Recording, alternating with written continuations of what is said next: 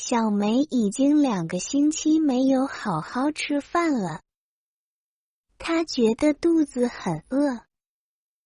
她不吃东西是因为她觉得自己胖胖的，穿什么衣服都不好看。她决定要减肥。她关注了一个减肥博主，是一个很瘦的女孩。她每天只吃400卡路里的食物。她常常分享自己的照片，照片里的她美极了。小梅也想要有她那样的身材。她相信只要瘦下来，就一定会变美。那样的话，朋友们都会喜欢她，她也可以找回自信。小梅看到网上说，感觉肚子饿的时候就喝1杯水，如果还饿的话，就喝1瓶无糖可乐。小梅觉得这很容易。第2天一早，小梅没有吃早餐就去学校了。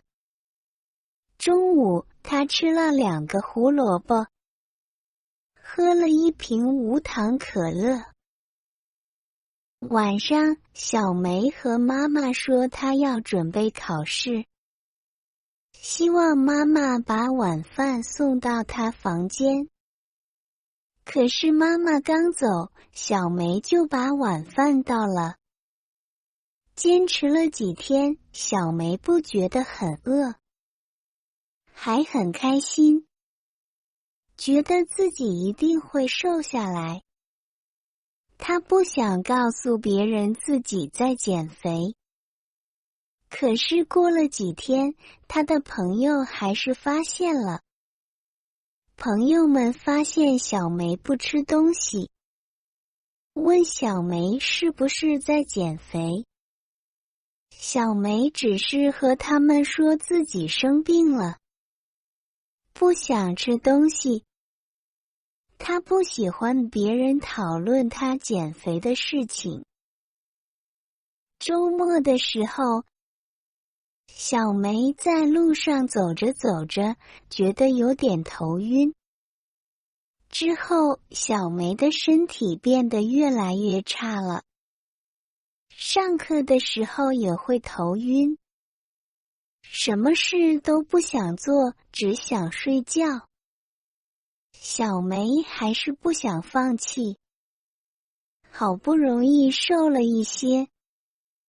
如果现在放弃，这段时间的努力就白费了。2天以后，小梅在上课的时候晕倒了。老师把小梅送到医院。在医院里醒来的时候，小梅感觉没有力气。她的爸爸妈妈都在旁边。他们告诉小梅，因为她不好好吃饭，所以生病了。不过不用担心，只要她好好休息，好好吃饭，就会恢复的。小梅哭了。2个星期后，小梅完全恢复了。她发现，不管网上的博主说什么，减肥并不会让你更快乐，也不能解决你的问题，反而会造成更多问题，